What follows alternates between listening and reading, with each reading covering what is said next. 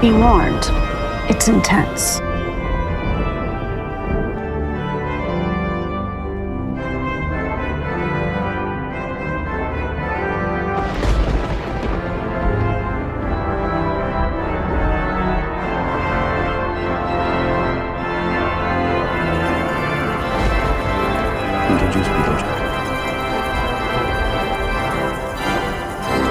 Let me tell you guys a story in 1878. Once upon a time, in 1878, the very first movie ever made was entitled The Horse in Motion. The movie about a guy riding on a horse for hours and hours.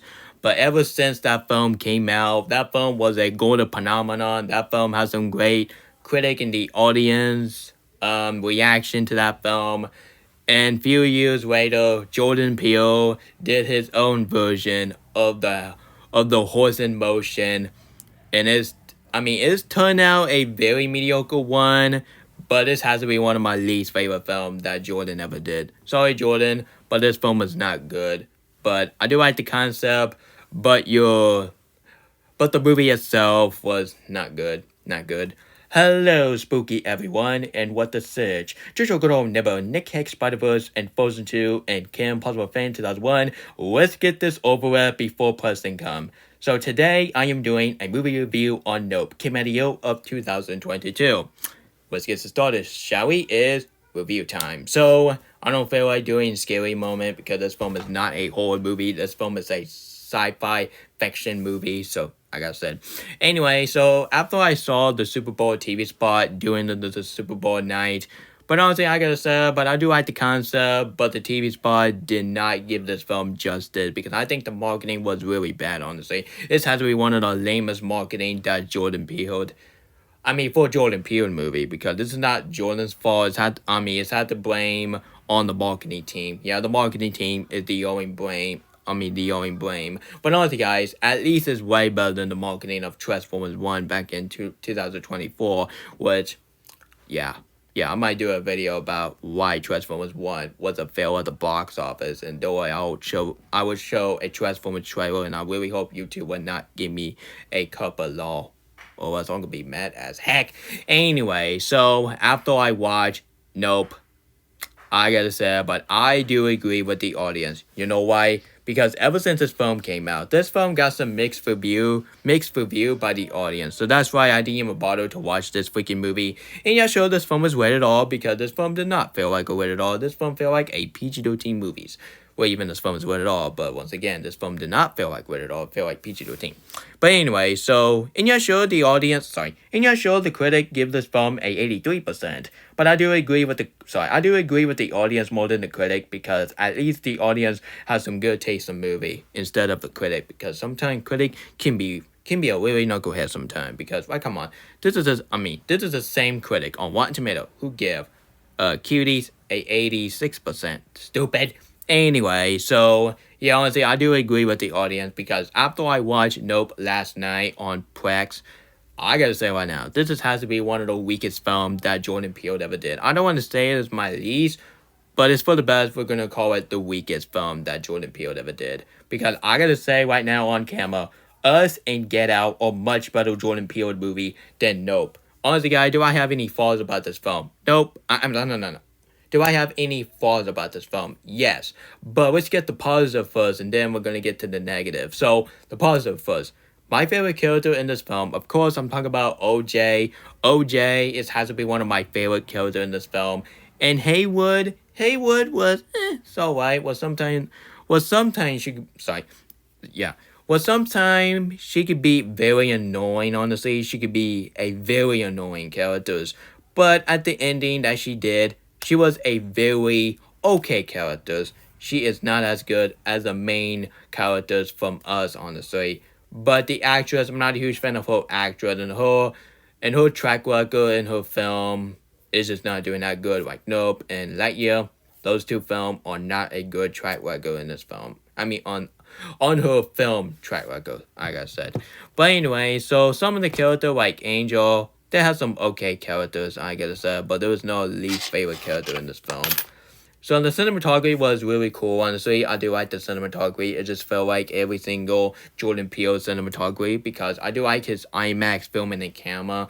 Because I do like IMAX camera. IMAX camera, well, sometimes it can be distracting, but at the same time, that's what Jordan Peele movie is because his film it always be IMAX. And I guess right now this film looks pretty good in IMAX. Like I said. And the third act. Has to be one of my third favorite part of the movie because this is when the third act just picked this film as a really great entertaining scene, especially when Haywood was riding the motorcycle and you see the camera was moving slowly, which that was a pretty awesome scene. That has to be one of my favorite part of that movie, and the third act was really cool, honestly. But the last positive I could give for this film, at least the score was really cool. I won't say it's the best as Us, but the score in this film was really cool. But like I said, but this film was really boring. So let's get the negative. First off, I do like the concept of taking the very first movie, and put it into the model timeline. But the direction that Jordan Peele was doing, I do like his direction because this is why Jordan Peele is a horror legend. The same with Eoff and the director of The Shining. But I gotta say right now, I did not like the direction that he was taking in this film because the direction of this film was really drag, honestly. And some scene can be really drag, especially when the shopping scene, when you see Daniel characters and Payme characters, which is OJ and Haywood. Went to that fly. I'm sorry, no. Went to that store, and I gotta say right now, that scene should be a deleted scene because they give this film as a longer runtime because it was really boring, honestly. And I gotta say right now, but this film was really boring because they got so many unnecessary scenes. Because this film was all about talking and talking, kill, talking, kill, talking. Come on, get to the third act already because I'm here for a fun ride. I'm not here for character talking, honestly. And yeah, sure, some horror movie has some character talking, like Hereditary, and of course Midsummer, and of course Shaun of the Peak. But at least those film, or just like Talk to Me and Abigail, at least those film, and yeah, sure, that has some talking scene. At least it was really entertaining. But why Nope was doing it, I gotta say, but the talking scene was really boring and make me want to fall asleep. And actually, I did fall asleep in this film and that's why I don't give a darn about this film. Let's talk about the ending. I did not like how this film ends, so I'm gonna tell you this. This review will have some major spoiler because I did not care this film came out 2 years ago, but it's still a 2020 movie. So yeah. Anyway, 10, 9, 8, 7, 6, 5, 4, 3, 2, 1. Pass off. Spoiler it. Anyway.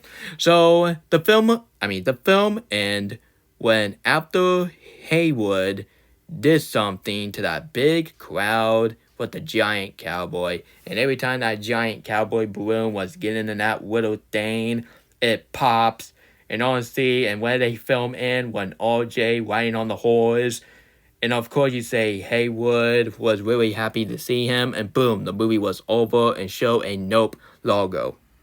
I did not like that ending. That ending is the worst ending I ever seen from Jordan Peele, and don't you ever in your life make that ending like that ever again. I already know this is his movie. I already know he can do whatever he wants, but that doesn't mean the ending is good. No, it's not. It's bad. So overall, guys, Nope is a pretty mediocre movie, and I think this film was really unnecessary. Like, come on, if you want to watch a way better movie featuring The Horse in Motion, go watch the Horse in Motion. At least that film is way better than Nope, honestly. Honestly, I totally understand why Jordan Peele is taking the concept of The Horse in Motion and putting it in a horror movie, but this film does not count as a horror movie. This film is literally a sci-fi movie. And the biggest problem of this film honestly, guys, do you remember of the movie from Age of Elsa? I'm sorry, the movie, the action film is all about a lion. But I gotta say right now, do you remember the people said that Beef did not feel like a rated R movie? But I gotta say right now, Nope did not. I mean, the biggest problem I have with this movie, it's not because of the ending. It has to be because of this film did not feel like a rated R film. And yeah, sure, we got some foul language. And yeah, sure, we got some bloody moment. But that doesn't mean this film is rated R. This film is feel like a PG-13 movie. Like, can you please stop being friendly for this film? Because I really want to see some gruesome moment. And this is exactly what we get. I gotta say right now, I rather watch Late Night with the Devil because at least that film feel like a rated R movie. And yeah, sure, it's a late shows take place, but that film feel like a rated R film. It's had to be one of the scariest movie that the actor from the Suicide Squad ever did, honestly. He was in Oppenheimer, so yeah. Anyway, so this film did not feel like a rated R film. This film felt like I'm watching a PG-13 version of The Horse in Motion. If you want me to do a rated R version of that, I will definitely do that with my animation studio. So overall, guys, Nope was a pretty mediocre movie, and this film could have potential to be another great Jordan Peele movie, but this film turned out a very mediocre. So honestly, I won't say it's mediocre dumpster fire because at least this film is way better than Morbius, Hotel Transylvania 4, and I Say 6. At least those three films are way worse than Nope, honestly. But let's face it, this film has to be one of my weakest films that Jordan Peele ever did. Because, honestly, I do like the concept, but the horror movie itself is really not good, honestly. And don't worry, I'm not showing pictures every time I go off topic. I might do it sometime, but not all the time, for God's sakes. Sorry, guys. So what rating should I give this film? Because I don't want to give a really bad rating, I gotta say. Honestly, I'm gonna give Nope a 5 out of 10. It's a meh movie, and I wish Jordan Peele could do better than this. So hey guys, that was my movie review of the pretty mediocre film by Jordan Peele, which is another than Nope. So if you want to watch a way better movie that came out in the summer, just go watch Top Gun Maverick. Just go watch that. And honestly guys, even I'm not a huge fan of Lightyear, which I think that film was really boring, but go watch Lightyear. Lightyear is way more tolerable than Nope, honestly. And honestly, I'm probably curious what is my thought on Lightyear now, which on November 1st, stay tuned for my rant on Lightyear, which I did not like that movie. It's not because of the ending, and no, it's not because I did not like the kissing scene, which I do like that scene until this day, but it did not feel like a Toy Story film, so I might do a rant of that on November 1st. Stay tuned for that. Sorry guys, once again, that was my movie review on Nope. I wish this film could do better, and I wish this film was really better, honestly. But the one we got is not good. Sorry guys, so honestly, I totally understand why the audience did not enjoy this film at all, honestly. And yeah, sure, they did not actually hate it as bad as a 2024 movie called Joker, honestly. So, I mean Joker 2, I meant to say. So, once again, that was my review on Nope. So yeah. Anyway, so if you like this scary review, if you want to see more of this scary moment, including the Ninja Turtle Halloween special, don't worry, people. I'm not doing a Halloween special of Mikey X Sisu because that is a terrible concept that Mikey gave me, and that Mikey fell in love with Sisu. Oh my goodness, man. It was really stupid. So yeah, I really hope Preston would stop doing it, or else it's gonna be every day, and likely I'm gonna get Splinter to get on Mikey, called Michelangelo. Quit on Robert Sishu. Anyway, so honestly, if you like this horror movie about a giant cowboy hat to shape like a crown, shaped like a bird, and honestly, if you want to see more of this, please, I highly recommend you hit the subscribe button, turn on notification, and share it with your whole family.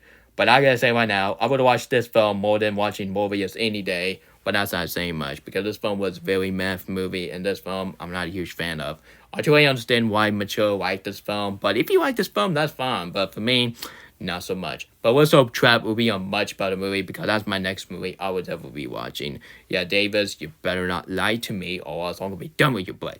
Anyway, I'm not talking about the other Davis. I'm talking about David Zavale, the one CEO that he's destroying animation. Screw him. Anyway, so this is Nick Hicks, Spider-Verse, and Frozen 2, and Cam Puzzle Fan 2001 signing off, and I'm very apology that this review is unscripted. I'm very sorry this review is pretty darn short. It has to be one of the shortest review I ever did, but I have to hurry up, and I'm very sorry I didn't show any of the pictures every time I got off topic the same way I did my editing of Alien Romulus, which is the longest editing I ever did. So that's why I'm going to keep this review short and cookie. So probably some people will really like my short review.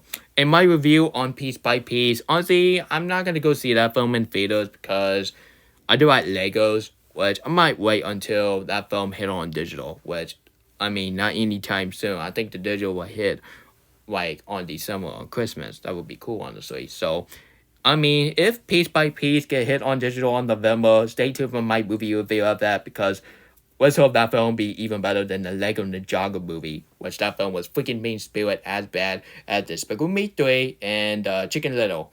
Anyway, guys, this video signing off, and you guys have a great morning.